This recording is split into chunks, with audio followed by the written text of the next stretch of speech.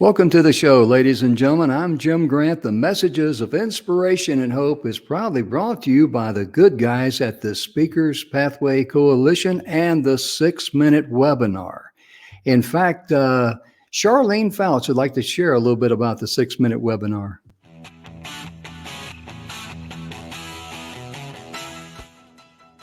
Hi, and welcome to the Messages of Inspiration and Hope guest VIP show that's proudly sponsored by the 6 Minute Webinar. In today's show, Donna and Jim will be visiting with an exciting guest and learning about their story of inspiration and hope and finding out some exciting facts and information about them. Enjoy the show. Now here's Jim and Donna.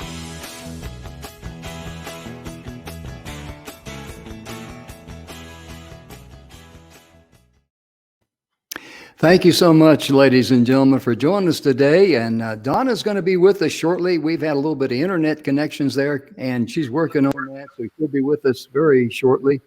I'm joined today by a very good friend of ours, Mr. Marty Haggard. And let me invite Mr. Marty Haggard to the stage here. Hey, Marty, how you doing today, man? I don't know. Can you hear me? Oh, yeah, I hear you good. Okay, good, because I am technically ignorant. Okay. Well, brother, son, I would. You're gonna fit right in here because it's just that's normal for us, brother. Well, I don't even know how to turn a computer on, so I'm too uneducated to be stupid. So. I hear you. I hear you. Looks like we got Donna join us there, and let me see if she's able to get back in there. Donna, much better. That's much better. Well, let me do this here, and there we go. I had it right the first time. There we go. How are you, Donna? I'm wonderful, Marty. How are you? I am good. I'm getting older. And, not wiser, just older. Well, I'm getting older at the end of the year myself. I got that big birthday coming up. Yeah. Happy birthday to you. Well, thank you. Yeah, I tell you, you're going to hit 40 this year, aren't you, Donna? I wish. Nah, I'm good. I love it. 56 rocks. Amen. That's young. That's good. That's a good age. It really is. It rocks. Well, Donna, I tell you, the first time we had Mr. Marty Haggard on my radio show, he made you cry. Yes, he did. And then we were on your radio show out in Phoenix, and he made you cry. So what's your chances today of Mr. Marty making you cry? Because he comes straight from the heart, ladies and gentlemen, straight from the heart. I don't think I had nothing to do with that. I think that was a bunch of memories being stirred up in her. Well, yeah. But you did the stirring, Marty. Those were good. They were tears of joy, though. Yes, they were. Yes, they were. I love it.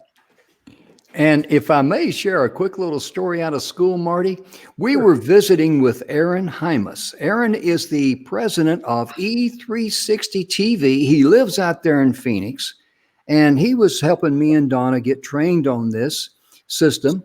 And we I don't know how the subject came up, Donna. You may recall that we were going to have Marty Haggard on the first, VIP day, and we get out there to Phoenix. And he says, wow, Marty Haggard, he says, I love his dad. I love Marty. I love their music. And he says, when you guys come out here, would you invite me over when Marty's here? And Marty, me being I'm a retarded. I got an official document that says I'm officially retarded from the government after 31 years of Master Sergeant. I pulled rank on him and I drafted him. So I want to give a shout out to Aaron. He's listening today, and he wanted me to be sure and say hello to you, Marty. His name is Aaron Hymas, Heimes. Well, hello, Aaron Hymas. Maybe I get to meet you someday physically. Oh, yeah, he would love that. He'd love to have a picture with you, an autograph, and all those good things. And Donna, I tell you, it's just a real treat for me and you to have Marty on our show, isn't it? It is. It is. I'm excited. Every time we get together, I feel like, we're just coming home, just talking. Just a conversation, and no need to act or put on, just talk. We got enough years behind me. I ain't got to make up nothing. Just tell what happened yesterday. Oh, I tell you. I've got Right. you all beat in the age department. I'm 72 now, so people ask me when I'm going to retire, and I say, well, it's simple: the day before I die, because I love life and I love what I'm doing. And this little webinar series that started out, message of inspiration and hope. This is what carried us to be on the E360 TV network. So I'm very blessed in that regard. And Marty, I'm wanting the people out there today to hear some of your stories. You lived with your dad when you were about 8 years of age. You started out with him traveling on the road. And what was in your mind as an 8-year-old? I mean, that had to be, to us, that's kind of like, wow. But for you being 8 years of age, that was probably just an everyday thing being with your dad, wasn't it? That's all it ever is for a kid. And, Mm-hmm. I really don't remember that much about where we went.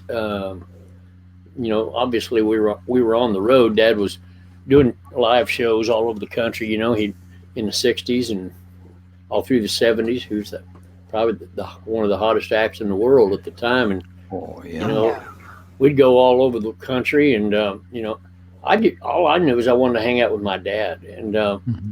now we'd go. And I guess I sort of remember the first time he did some live shows. I never had no concept of what we was going or leaving the house for until I got to where the first couple concerts, and all of a sudden all these people showing up, and Dad got on stage and sang. I didn't know that's what he did. I really didn't understand he was a singer. I didn't. Kids don't think like that. And back then there was a bunch of stuff all over the internet and TV and stuff. There wasn't none of that stuff. Mm-hmm. And I just didn't comprehend in my brain he was an entertainer. And so I didn't know what he was getting, what he did, or where. I just went out with my dad, got there, and I guess the part that made me realize it must be different than most people is at the end of the shows, he would always stop, stand at the open door of the bus, and people would line up and he'd sign autographs, and I'd lean over the buddy seat of that bus and just sit there and watch him sign these pictures and take pictures, and people would say their nice little things to him, and it'd go like this for like hours, and it didn't make no sense to me. How in the world these people know my dad? And but eventually I grew up and got to understanding that he was an entertainer, and he would and a darn good one. And but I never did ever really see anything but my dad. He's Merle Haggard, but not to me. And it didn't matter if he was the president or if he was an ex-convict. When a boy sees his daddy, it's not about what my dad did. It's about who he was. He was my dad. Mm-hmm. Absolutely. No different than anybody else. My love was, I always tell people jokingly that my wife, she loves me in spite of what I do for a living. She is not impressed with my business and the music and the attention we get and stuff. She really don't like it. And I don't either, believe it or not. We're real simple people. We live in a town of 841 people, and we try not to see any of them if we don't have to. And we're just real laid back, want to be alone. And but I make my living in the public eye, and and by the way, I do love people. I do truly love them. Oh yeah. I just want most of them to leave me alone till we get to heaven. Okay. But she loves me in spite of what I do. Well, I love my dad in spite of what he did. I darn sure. I remember before I even understood the music thing, we'd go fishing and stuff like that. In my eyes, my dad was the greatest fisherman to ever draw breath. And, and I'd watch him real close, study him when he was doing stuff. And, my dad he was a little guy. He was pretty small, a lot smaller than people realize probably. And, but in my little eyes, he was the strongest. I seen every muscle in his arm, and I just thought, boy, he's just a strong. And I thought he's the best looking man I'd ever seen. But everything about my dad was that he hung the moon, and it didn't matter if he was just fishing, if he was on stage or wherever, and the love of a son, Yes. And, And it don't change if you're Merle Haggard's son or if you're Elmer Fudd's son. It don't matter, you know. Absolutely. Absolutely. So what are some of your, we're coming up on Christmas time. I'm just curious, Marty, what are some of your fondest Christmas memories with your dad? Well, my favorite one was probably our first one, to be honest. When I say first one, it was the first one that we could afford. I was born 2 years after my dad was released from San Quentin prison. He was just a 21, 22-year-old kid when he got let out of prison. Troubled young man. But he came home. Of course, Mama, she uneducated, and we were really, really, really poor. And I really didn't know what Christmas was because we never had a Christmas tree. And heck, I didn't even find out what real milk was till I was about 6. I thought it was all powdered, and we were some poor people. And I remember when Dad got out of prison, that's when he decided to straighten up and started obeying the law. And that's when he started playing music around town, trying to make a couple extra dollars. And his talent took over, and it wasn't long after he got out of prison, his career took off, and they became a star. I was about 8, 9 years old when I first started going out with him on the road after he finally really broke through with some #1 records and stuff, and started making really good money. And up to that point, we had never really had any. I don't remember ever having a Christmas before that. And I remember getting one thing before that. We just didn't have nothing. And but he probably felt bad. I don't know, when he finally made it, and he finally bought a really nice little place, and we all moved in there. Him and he there was a Christmas tree, and he bought all of us kids a bunch of presents. And all I remember, you know how Christmas is to kids anyway, with all the Christmas lights and presents and stuff under the tree. Right. My very first Christmas that I can remember was that one, and I remember to this day I had 23 gifts, and which was 23 more than I'd ever got before, and I really didn't understand what it was. What a gift was. Anyway, I opened my first present and realized there was something in there that Bonnie Owens had probably finagled out of me that I might want. Throughout the years, she'd ask, "What do you want for Christmas?" And I'm like, anyway, she ended up buying pretty much everything I ever wanted that Christmas, and boy, and it wasn't the stuff, I don't guess, but it was just we went from nothing to a bunch overnight, and went from the poor side to in my mind, the rich side of town overnight. And but guess what? My love for my dad didn't change. It didn't get better. It didn't get stronger.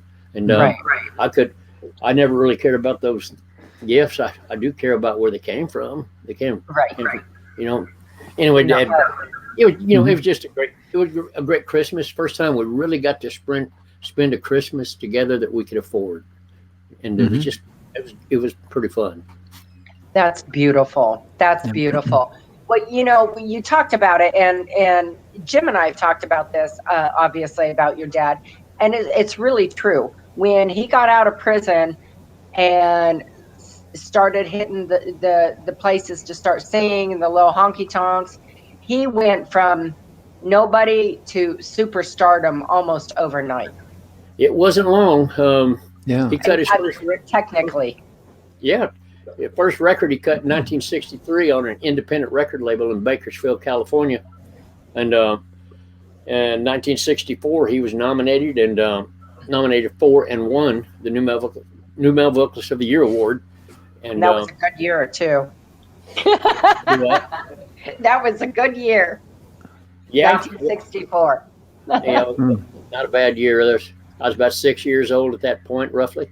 And he broke through at that point, and I think it was maybe another year, at 2 at the most, that he finally had his first #1 record. And boy, he never looked back. And he took off quick, and Dad was so good and so different, so unique. And when he was young, he was just Hollywood good looking.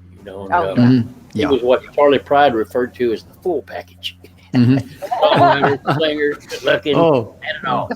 oh yeah. You know, one of the things that really impresses me about your dad, you know, he came out of prison, he straightened up his life, and then he became so, you know, patriotic and so an influential persona in the United States. I love it when you say he went from the jailhouse, and where did he go in about 10 years after that? He went from the jailhouse to the White House in 10 years. I've actually added another step to that journey. Okay. You know, it was 2 years.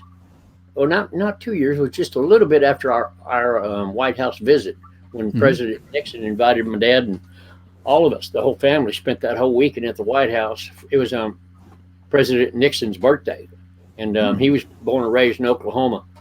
President Nixon was, and he loved country music. He loved my dad, and my dad was his request for his birthday. And plus, like you said, Dad I think he was on the cover of Time magazine in 1972, and the title said Uncle Sam's favorite son.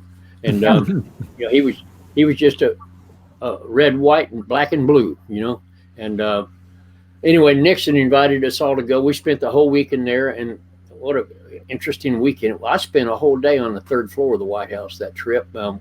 That's where the first family lives, and we spent it up there, me and my brother and sisters, and with Mrs. Nixon. And but anyway, after that, through his introduction to a lot of those DC people, and he became real close friends with George Bush. He was the vice president at the time, senior. Right. And they became buddies, and of course Reagan and my dad were buddies, but no, he wasn't vice president back then. But anyway, Dad became friends with a bunch of them politicians.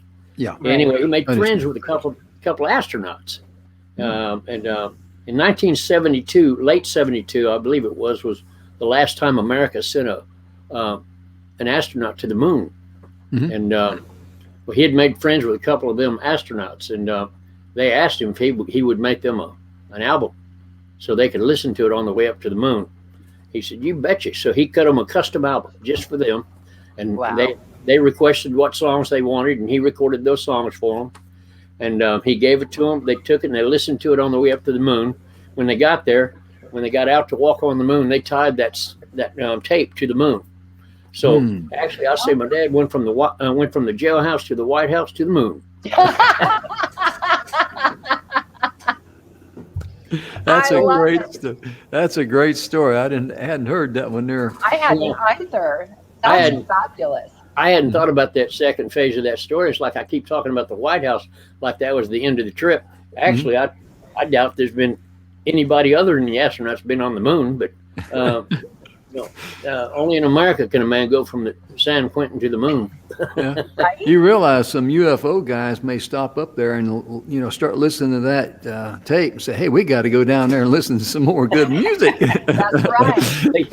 The Bible says that music calms the savage beast. Maybe at least it'll make them a friend before they get here.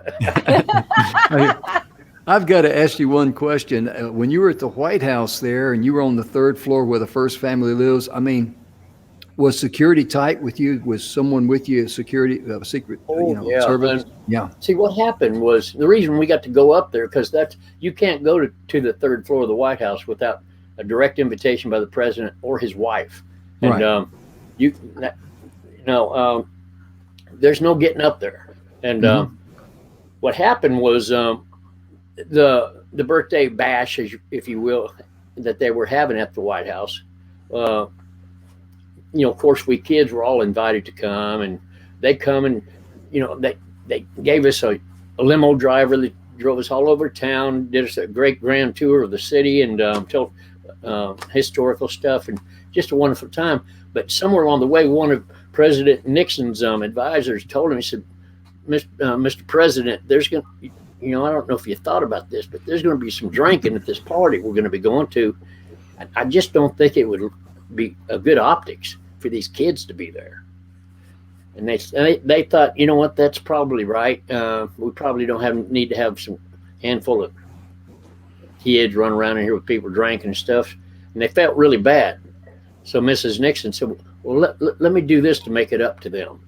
and she said, let me bring them up to the third floor of the White House, and I'll entertain them for that day before the party actually starts, so they're not left out.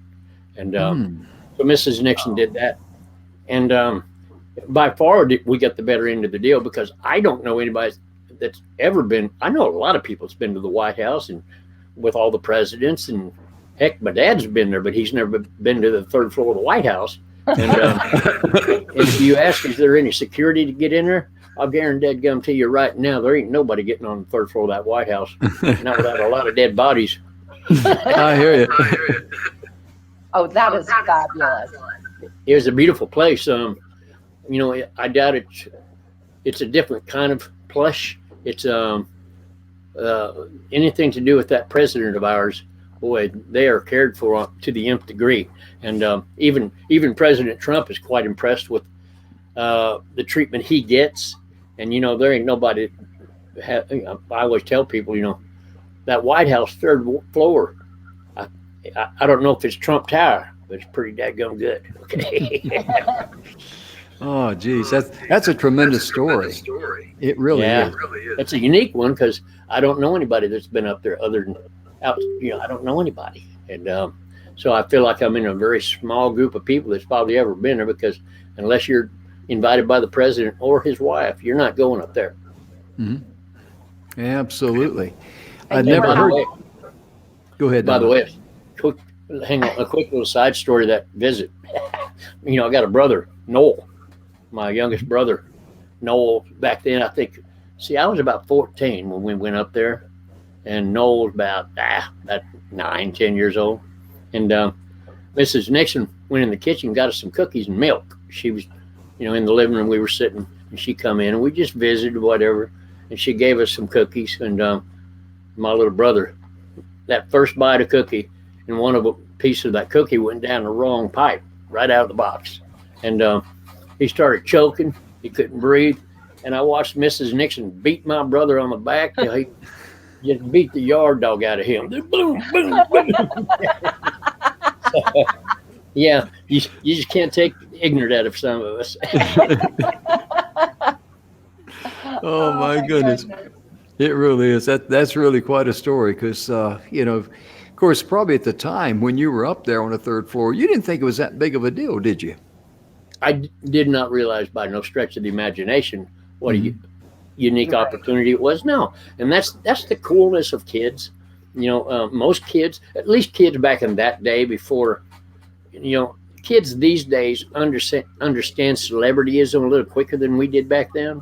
Mm-hmm. You know, because it's everywhere. You know what I mean? And, you know, kids, when I was 12, 13, 14 years old, I mean, outside of maybe Chuck Connors on The Rifleman, or, you know, a very few Western, you know, cowboys, movie stars, I didn't have no heroes and all that kind of stuff. And because you got to keep in mind also, being Merle Haggard's son, we had a lot of interesting traffic coming in and out of our house all the time. I bet. From politicians to entertainers to movie stars. And, you know, I got very used to seeing people into my house that I might see on TV. And I just never assist. And the one thing I learned real quick is people are still just people. And, but back when I was 12, 13, 14 years old, I didn't know. I figured everybody got to go to the White House eventually. I didn't know. Yeah, because now you grew back and think, wow, what a unique opportunity that was. Yeah. Right. Now, you grew up and you knew Johnny Cash just as an everyday guy, not the person who performs on stage. And in fact, you were named after Marty Robbins, if I remember correctly. I was actually an honorary pallbearer at Marty's funeral. And he and Dad were really good friends, and Dad loved his singing and loved him. And they worked a lot of shows together back in the 70s. And I got to know Marty really, really well. And during that same period of time, in fact, I would travel with Marty on his bus when we'd do shows together, and play poker with him and his band on the way to the next show or whatever. Mm-hmm. Became close with Marty. And like I said, I was asked to be an honorary pallbearer at the funeral when he passed. And then, of course, John Cash was probably, I don't know if he's my favorite, but he was such a good man and such a good friend. And Dad lived out in California when I first went to Nashville back in '85, and I think John always really admired and loved my dad. Mhm. And I don't know, and plus he was just a decent human being, and whatever reason he felt the need or led to take me under his wing, and well, he treated me like a son, and he went to his grave with me owing him $245. I tried to pay him 100 times, he wouldn't let me do it, and he's just a good person. And yeah, Johnny Cash, he's a better man than he was an artist, and he was one of the greatest artists of all time. Mm-hmm. Speaking of your dad too, we got a little bit of feedback there. One of the mics, I don't know where it's coming, but anyway, just ignore that, folks. Your dad, his stage presence was just incredible because I liked what you said one time that him being a star, that image and all kind of got in his way because his true love was playing the guitar and just making music, and he sang songs and wrote songs from his real life, from his heart. Yeah. But he had that stage presence that was second to none. I can see Donna's wanting to say something. What do you want to say, Donna? Well, having had the honor of seeing your dad in concert, and he was much older, but the charisma was there. I mean, it was just even on TV. You could see it on TV. Yeah. Oh my gosh, he'd just walk on the stage, and you could tell that Merle was walking on the stage just like he'd be walking into the kitchen at your house. Yes. This Johnny is it. Cash, Johnny Cash was the only other entertainer I've met that I can think of off the top of my head that had the same kind of presence. When you walked in the room, it's just like everybody's eyes went to him. John was the same thing, and Dad was that way. He and it wasn't by design. That's I tell people you can learn how to play the guitar, but you can't learn a gift that takes you to that level. And you can, if you're a good singer, you can learn how to be a better one, but you can't teach charisma. You're born with it. Trump, from what I understand, everybody I know that knows Donald Trump says that his presence when he walks into a room is unlike anything they've ever experienced. And I can see that's probably the case. He kind of commands the room. And, and sometimes you can't see it till you meet people. And, but Dad was that kind of guy, and it's a heaven thing, I believe. I believe it's a divine gift. And do they always use it for divine glory? Not always. But in some way, shape, or form, it seems like heaven is always glorified through those people. I don't know why. Well, maybe I do know why. It's through the gift he gave them. That's right, because all the gifts we have, they come from the Senior in the sky, and they're given to us for us to use, to help others, in whatever way we can. And the Bible says that all good gifts come from heaven. And, I think that sometimes we overemphasize our responsibility to, quote, share the gift. Well, listen, if the Father gives me a gift, let's say, for instance, he gave me, my dad, whoever, a gift for music, and we play and sing, and we enjoy. We live for that love of music, and it's the joy that we get from it. Well, guess what? We do it, and our cup runneth over, and people around us enjoy it.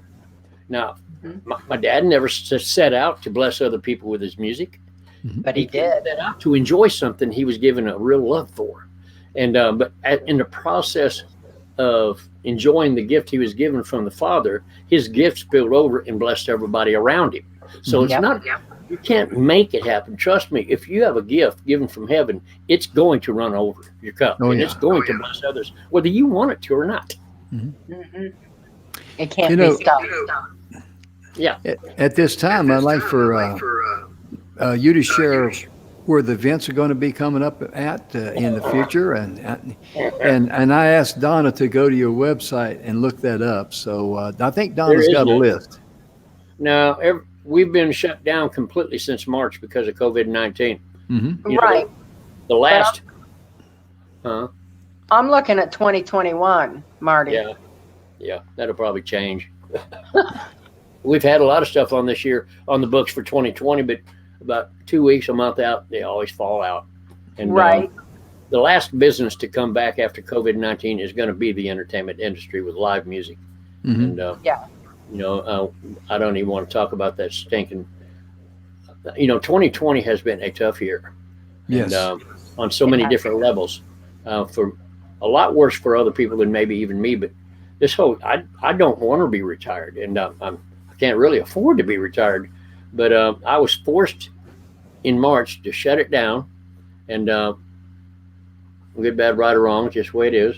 And when am I going to be able to go back to work? I don't know. And I have found out one thing. I never believed that I would like to be retired. Now I know for a fact I wouldn't like to be retired, because if I'm not doing something, I'm dangerous. Oh yeah.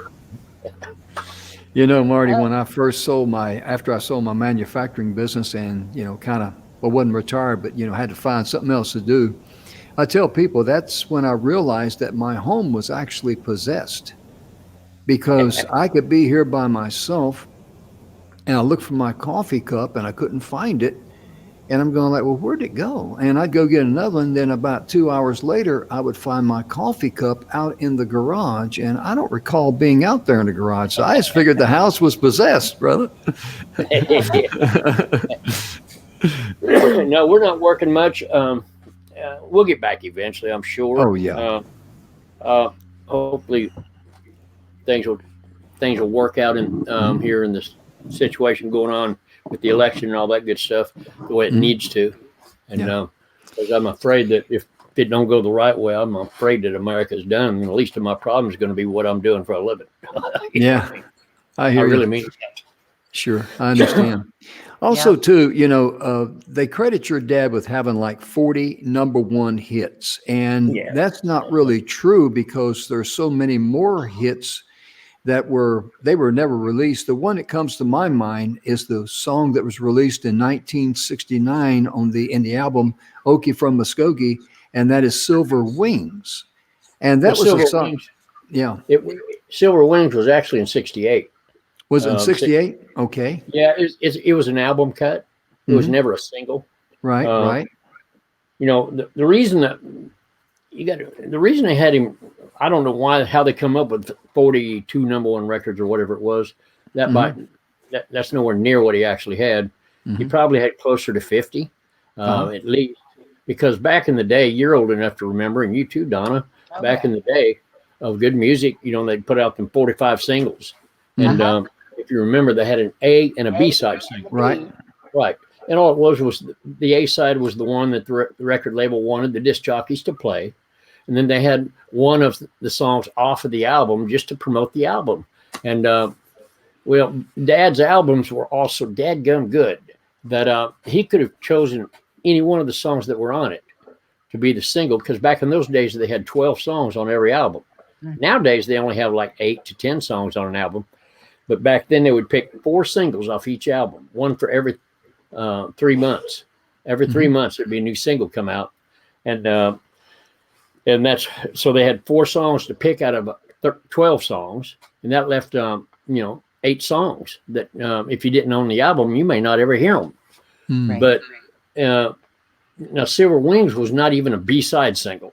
It wasn't on nothing. It was just on an album. But the song was so powerful and so good. And I still don't know for the life of me why they didn't realize they had a smash on their hands. They should have put it out as a single, because the promotion of it through the radio airplay would have made it just a solid rock hit. Right. But what I was going to say about the number one records is, but Dad would put out like, let's see, it was in 1969 when he put out Bonnie and Clyde, and that was the A-side single.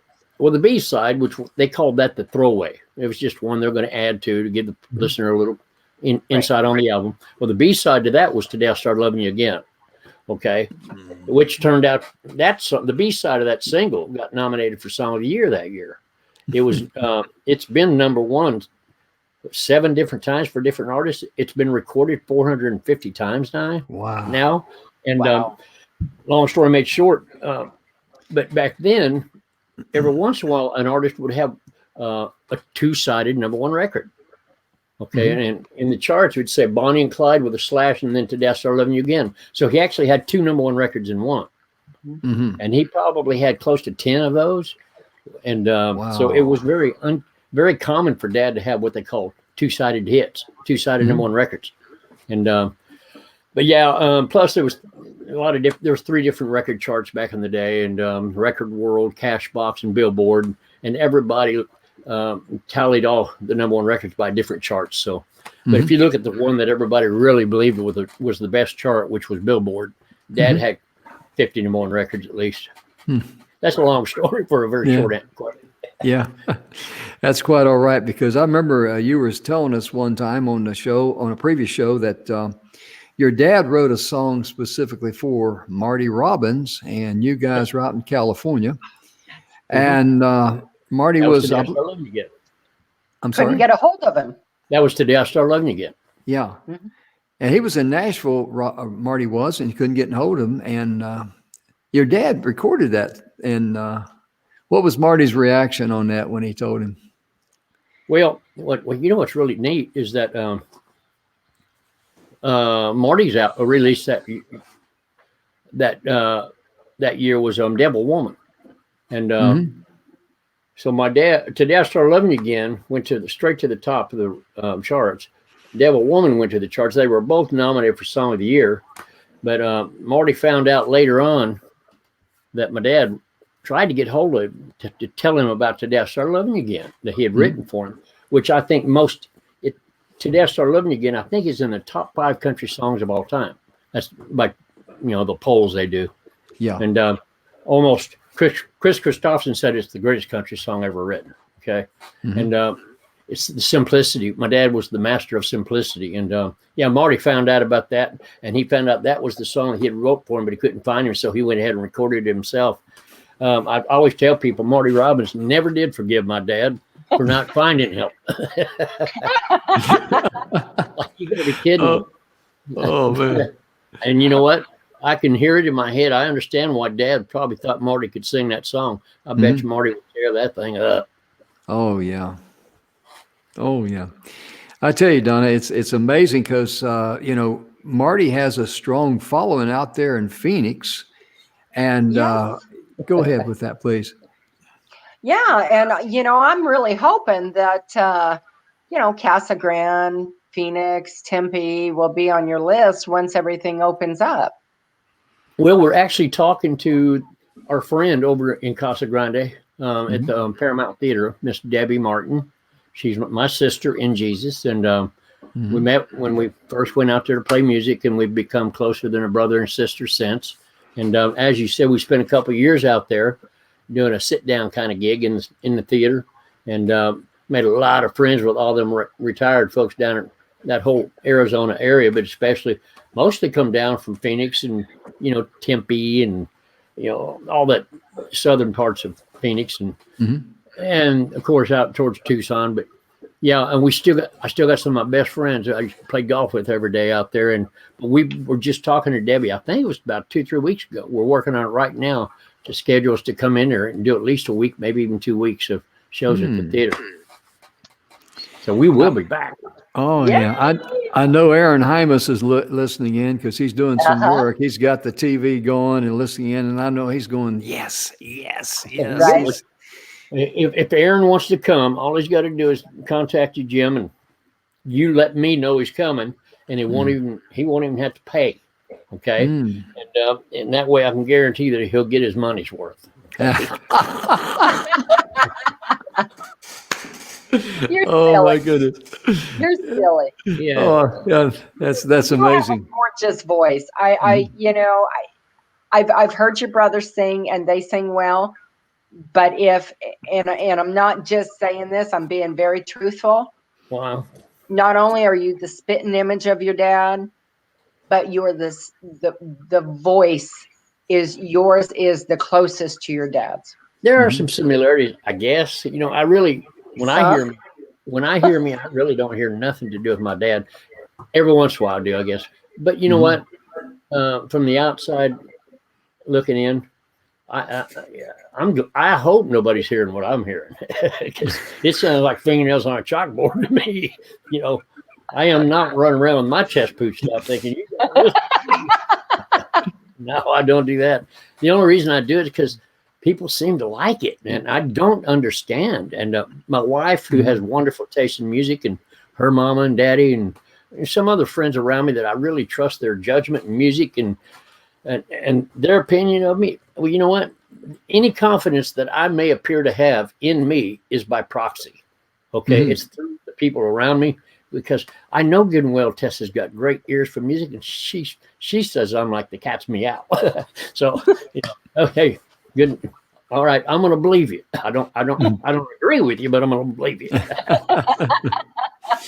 You were talking earlier on a previous show about when you were just a boy, I don't know, 12, 13, 14, whatever, maybe younger.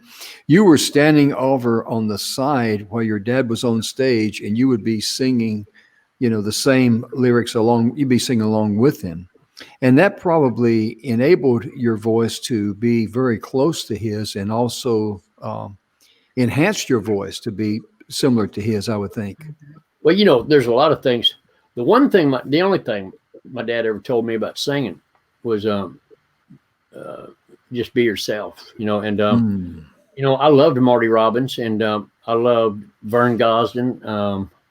I love Vince Gill. There's a lot of great singers out there, Neil Diamond, whoever you want to name, singers I listen to and think, man, God, I love listening to these guys sing, but there's no need for me to try to be like them. Right. Lefty Frizzell was one of my favorite singers, but Lefty's tone was Lefty's, but little things he would do with little tricks with his voice. I've borrowed some of that, but I've never tried to make the tone of my voice sound like somebody it's not. Right. Mm-hmm. And it's kind of like living a lie. And I've been influenced by the singers on how they approach a lyric, but not how they sound. And and so basically, I try not to even listen to the singing. I try not to sing. I try to listen, shut my eyes and look at the story I'm telling, and try to tell the story. And and don't worry about how you say it. Listen about what you're saying, and how you're saying it kind of takes care of itself if you're worried more about what you're saying. Mm-hmm. Right. It has a tendency to come more from the heart, and that's where your concentration. And that's why I can't sing songs that don't mean something to me. And if the story's telling a story, something that matters to me in my life, I'm reliving that part of my life, and I'm telling a story, just like Dad did. He wrote his songs about his life, and he wasn't singing; he was sharing. Right. Yeah.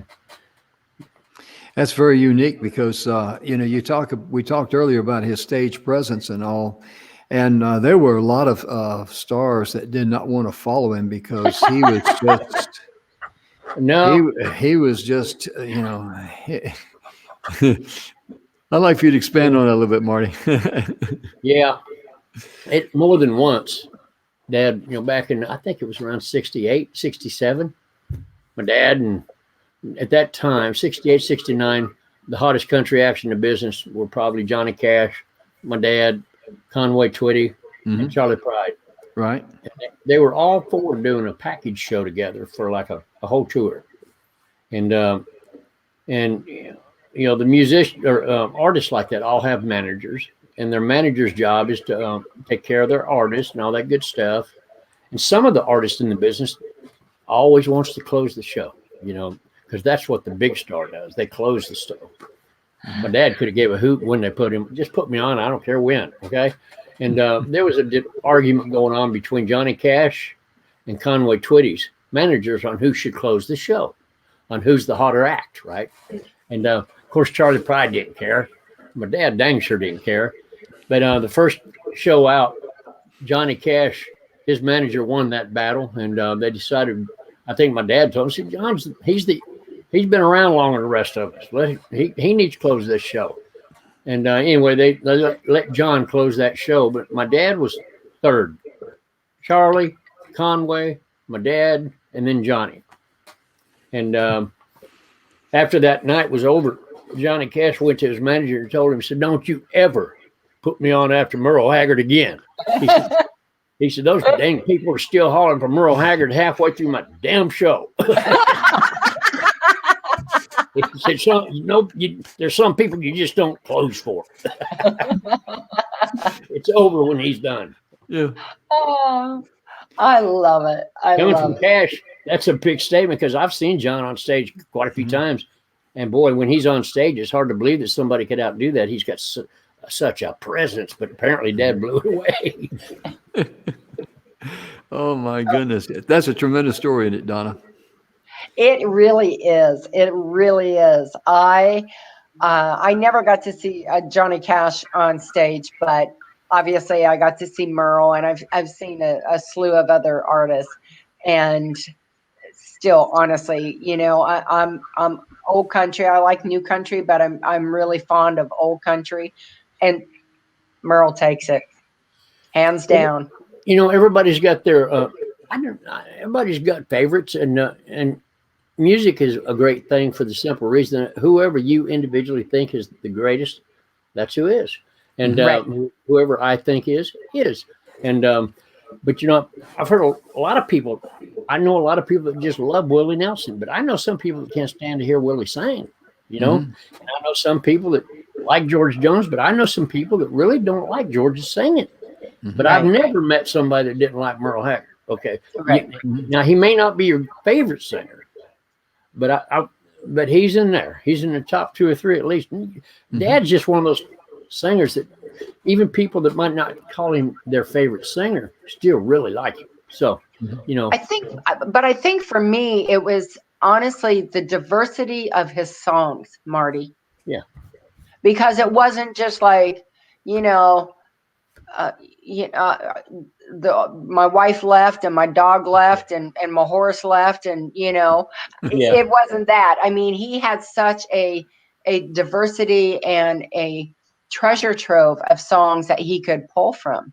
well, his songs were all stories about his life. Mm-hmm. And his life was no different than anybody else's life. A lot of peaks, a lot of valleys, and a lot of pain, a lot of joy. And he just wore his life on his sleeve in his songs. And every time you heard one of Dad's songs, somebody said, boy, did he write that song about me? You know, and that's why in Nashville, Dad was referred to as the poet of the common man. And he just told the common man story in a song. And I think that personally, there's a lot of things you can blame my dad's success on. I mean, you could say, well, his singing, he was a great singer or a great musician, great good looking guy. And every link in the chain is important when you have that full package like he had. Right. But as far as I'm concerned, if you're only as good as your song. And, you know, I know a lot of people think, well, Merle Haggard's so doggone good, he could have sang the phone book. No, he couldn't. No, he still had to have substance. And, you know, the Mona Lisa don't need a frame. Now, Right.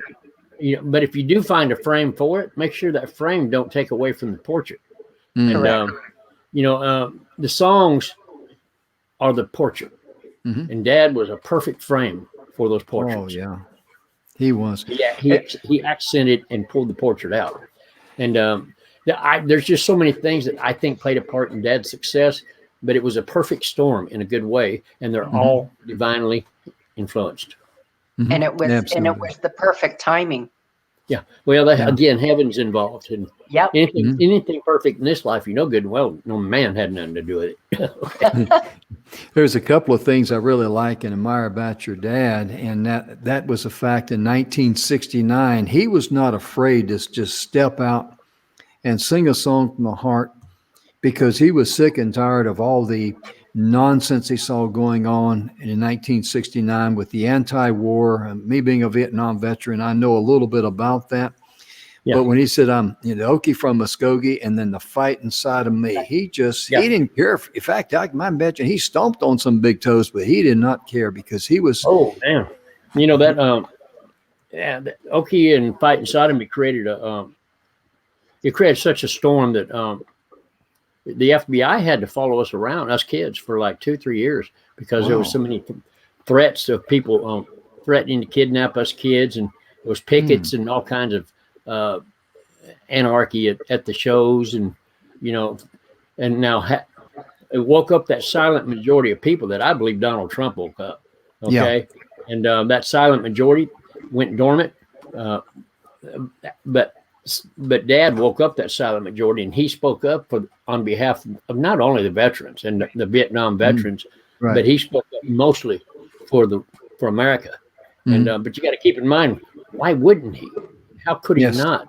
I done told you, he went from the jailhouse to the moon. You can't do that nowhere but America. You know, and the power of freedom. And he experienced the glory of freedom and what it can. You know, my dad is a result of freedom, and he didn't invent that. He didn't create that. No man did. And but he has. My whole family has benefited from the power and effect of freedom. And when somebody has a problem with America, my family's got a problem with them. Okay, because it's freedom in America that allowed me to go from powdered milk to real milk. Right. You know? Yeah, it allowed you being born in a boxcar to go into the White House and that sort of thing. Third floor. Yeah.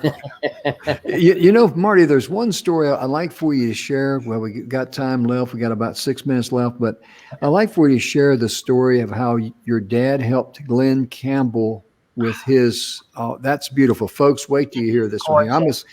Marty, the mic's yours. You got to hear this, folks. Yeah, I love Glen Campbell. He's my friend. And yeah, you know, Glen, he was a studio musician mostly back in the 60s. He did some stuff here and there, trying to be a singer, but mostly studio work, playing guitar and singing harmony and stuff on records. In fact, Glen sang on every record my dad had from 65 until 72, and every record. And if you listen to those old Merle Haggard records, you hear the male harmony in the background. That's Glen Campbell. And all of the acoustic guitar kickoffs, like on Mama Tried and Sing Me Back Home and all those classic acoustic guitar kickoffs, that's Glen playing it. So through that work they did together when my dad's career was going, and Dad was a big star, I was there. It was on Mama Tried, 1967, when Glen Campbell came to the studio to sing harmony on the Mama Tried record. And it was the first time I ever met Glen. And I was just a kid, 9, 10 years old. And but Glen came in and he did his part on Mama Tried. And afterwards, he said, Merle, he said, I got a new single. He said, I just cut a new record. He said, Capitol Records signed me to a record deal. He said, but I cut this song. And he said, they put it out, but they're not really promoting it. You know, he said, and it's not doing nothing. He said, I think it's a hit. Will you listen to it and tell me what you think? My dad was like a big brother to him. And he said, sure. And I remember sitting there when he threw in the record and he played it, and it was by the time I get to Phoenix. And after he got done with it, and he asked him, Merle, what do you think? He said, Glen, that's a smash. That is an absolute smash. He said, well, Merle, what can I do? He said, Capitol Records ain't promoting it. He said, I know you guys used to do self-promote your own records back in the older days. He said, is there anything you can do to help me? He said, absolutely. He said, I got a new record coming out. By the way, the same single. He said, I'm getting ready to ship a new single next month. He said, and he said, Capitol Records promotes my records pretty good, okay? He said, but we still go ahead and personally send out singles to each one of the radio stations in the country. You know, and I write a little handwritten note to each one of the disc jockeys or whatever.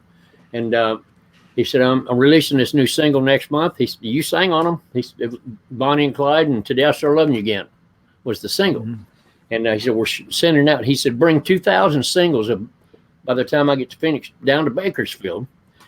And he did. And out of our garage in Bakersfield, my dad said, what I'll do is I'll put your single in there with my single, and I'll write a little handwritten note to the disc jockeys to please give this record a chance, give it a spin and see what the people think. Merle Haggard. Of course, Dad was a pretty big star at the time, and he asked them to do something. Well, they started playing by the time I get to Phoenix. Of course, it took off like a rocket ship. And that was the beginning of the Glen Campbell career. Mm-hmm. The thing that I like about that is that there's a story in there for entrepreneurs, because even though your dad could have sat back and said, okay, Capitol's doing a good job, they're promoting my record, okay, I'm a star. But your dad says, no, I'm going to do it old school too. I'm not going to wait on someone else. I'm going to get up and I'm going to get myself in gear. Yeah, if you want it done right, you need to do it yourself. And there's just something about I don't know if any other artist did that, but Dad did it, and he was already a star and everything. He didn't have to do it. But I would think that wasn't very common for an established artist to do it. I would imagine it kind of impressed those disc jockeys that he cared enough to personally do it. Right. Oh, yeah. the disc jockeys absolutely loved Merle Haggard. And Mm. of course, little things like that, aside from the music, made a difference. Sure. Sure it did. Yeah. Oh, I mean, Donna, how would you feel if you were sitting there and you're a disc jockey and you get this little package in and it's got a handwritten note from Merle Haggard asking you to do something? What would you do? oh, I would have done it and wouldn't have told anybody about the handwritten note and kept that for my own self.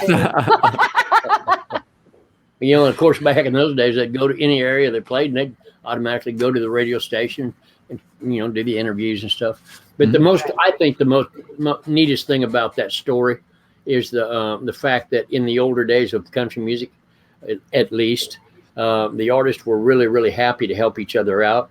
There was no jealousy. There was, there's always room at the top. There's room at the top for as many hit records as we can have. And, Glen Campbell wasn't going to hurt my dad's career, but Dad believed Glen Campbell was the most talented man he ever met. And he believed he needed to be heard. And aside from that, he was his friend. And my dad kind of helped launch a career that, by the way, the Song of the Year that year, To Death So Loving You Again, was nominated. The winner for the Song of the Year that year, by the time I get to Phoenix. Oh, wow. That's neat. That's neat. Well, folks, we're almost out of time. We got about 30 seconds left, but I'll tell you right now, I've really enjoyed it, Marty, having you on the show here. Donna, what can you say about Marty? I mean, you've known him and you've had him on the shows and just. Yes. Marty, you are just genuinely one of the nicest men I've ever met. And Thank you. And I absolutely love how we just all gel and just sit and talk. I mean, it's beautiful. Like I said, it's like old home week here. Yeah. Well, hopefully it's going to be a whole lot like heaven when we get there. Oh, yeah. Everybody just loves each other and just enjoys each other. And there's no need to get up, down and fight, fuss. And well, you know what? Being nice, it's easy to be nice to you guys. Yeah. Well, thank you. Same hearing. Like I've told you and Tessa, if there's anything I can do to help you guys, consider it done. It'd be my pleasure. And sir, I just want to. $1 million, Well, what'd you say? We got a bad connection here. His hearing's starting to go. Yeah. What'd he say? Huh? I mean, I'm an old guy. Man, I just ain't got time. Yeah. Oh my goodness. But yeah, any way I can help you there with what you want to do with your projects, just let me know. It'd be my pleasure, my man. My pleasure. Oh, I will, brother, and vice versa. Of course, Donna, when I come to Arizona, you're going to have to look me up. But anytime you guys need me for whatever, I'm more than happy to help. If you think I can. When you come to Arizona, I'm bringing a whole entourage. Yeah. Okay. And Aaron says he's got at least 500 people he's going to bring, so he's got free tickets. Wow. I'm teasing. Like I'm teasing Aaron. Oh my goodness. Folks, we've had a wonderful time. We hope you've enjoyed the show. Thank you so much. Marty, thank you again for being with us, my man. Appreciate you. And from our heart, too. Brother, you're just a wonderful guy. Ladies and gentlemen. Yeah, I just want to ask the people to pray for the president. There you go. Pray for our nation and pray for one another because we all need it. Pray for that man. He's under attack. Yeah. You guys, thank you so much for tuning in. Hope you enjoyed the show. On behalf of Donna and Mr. Marty Haggard, I'm Jim Grant. Thank you so much. Appreciate it. Have a good day. Bye-bye. Bye-bye.